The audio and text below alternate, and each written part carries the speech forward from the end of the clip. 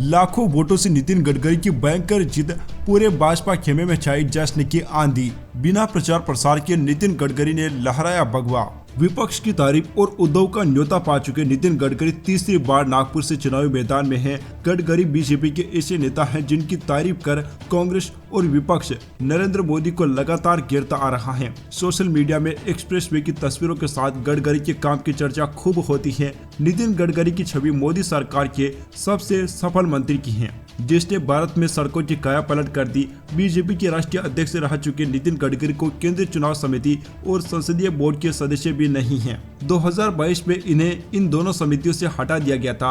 इसके बाद विपक्ष ने एक नैरेटिव दिया कि सबसे काबिल राजनेता को मोदी और अमित शाह सम्मान नहीं दे रहे हैं। भाजपा की पहली लिस्ट में नाम नहीं होने के बाद तरह तरह की कयासबाजी शुरू हो गई। उद्धव ठाकरे ने उन्हें टिकट का ऑफर भी दे दिया, साथ ही पावरफुल मंत्री होने का दावा भी कर दिया। बेबाक गडकरी ने एक भाषण में दावा किया था कि वह चुनाव में पोस्टर नहीं लगाएंगे, चाय पानी का खर्चा भी नहीं करेंगे, मगर ईमानदारी से सेवा करेंगे। उनके बयान से साफ है कि वह अपनी सीट को लेकर पूरे कॉन्फिडेंट है कि वह कुछ भी नहीं करेंगे, फिर भी लाखों वोटों से उनकी जीत हो जाएगी। नितिन गडकरी ऐसे नेता हैं जो राज्य से केंद्रीय राजनीति में पावरफुल बनकर आए हैं। आरएसएस के करीबी गडकरी 2009 में राष्ट्रीय अध्यक्ष बने। इससे पहले उनकी मुंबई में 55 फ्लाईओवर बनाने वाले मंत्री की पहचान थी। नितिन गडकरी अटल आडवाणी के प्रिय तो रहे, मगर पार्टी ने उन्हें महाराष्ट्र में ही बनाए रखा।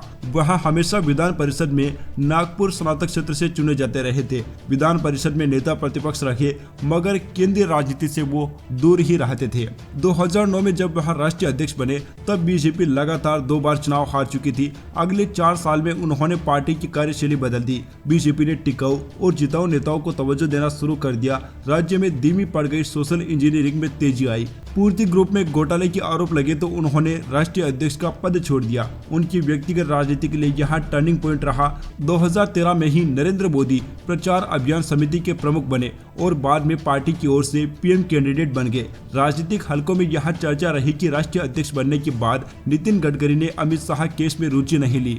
शाह को गडकरी से मिलने के लिए इंतजार करना पड़ा था। जब समय बदला तो नितिन गडकरी पार्टी में पिछड़ते चले गए। 2014 में जब वो सांसद बने, एक बार फिर अपने काम से सफल मंत्रालय में वो शामिल हो गए। नितिन गडकरी अपने बेबाक बयानों के लिए सुर्खियों में रहते हैं। चुनाव को लेकर भी उनका नजरिया हमेशा अलग रहा है। नागपुर की एक जनसभा में उन्होंने स्पष्ट शब्दों में कहा था कि चुनाव में वो बैनर पोस्टर नहीं लगाएंगे। वोट देना है तो दो, मगर चुनाव में माल पानी नहीं मिलेगा, लेकिन जनता की सेवा ईमानदारी से करूंगा। एक कार्यक्रम में उन्होंने ठेकेदारों को चुनौती दी थी कि अगर सड़क टूटी तो बुलडोजर से तोड़ दूंगा। उनका यह बयान काफी चर्चित रहा। हाल ही में उन्होंने सरकार की परफॉर्मेंस पर बयान दिया, जिससे उनके राष्ट्रीय नेतृत्व से नाराज होने की अफवाहें भी उड़ी। गडकरी ने कहा कि चाहे किसी भी पार्टी की सरकार हो, एक चीज तो तय है कि जो काम करता है उसे सम्मान नहीं मिलता है। इसके अलावा बुरा काम करने वालों को कभी सजा भी नहीं मिलती है। कई एक्सपर्ट ने उनके बयान को 2014 के वाकये से जोड़ा, जब बीजेपी को महाराष्ट्र में बहुमत मिला।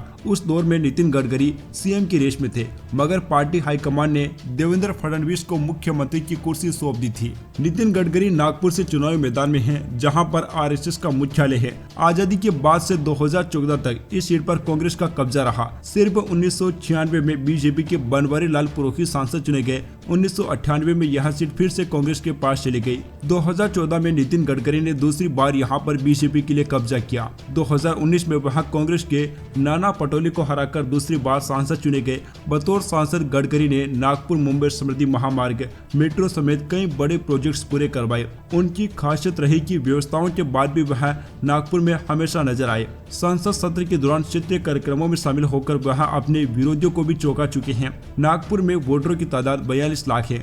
इनमें से पुरुष 21 लाख, जबकि 20 लाख से ऊपर कुछ महिलाएं हैं। वैसे दोस्तों, जिस प्रकार से नितिन गडकरी दावा कर रहे हैं कि वो बिना चुनाव के प्रचार के भी जीत सकते हैं और बिना माल पानी खिलाए भी आसानी से जीत हासिल कर सकते हैं, नितिन गडकरी के इस दावे पर आपकी क्या राय है? अपनी राय नीचे कमेंट बॉक्स में जरूर लिखिए।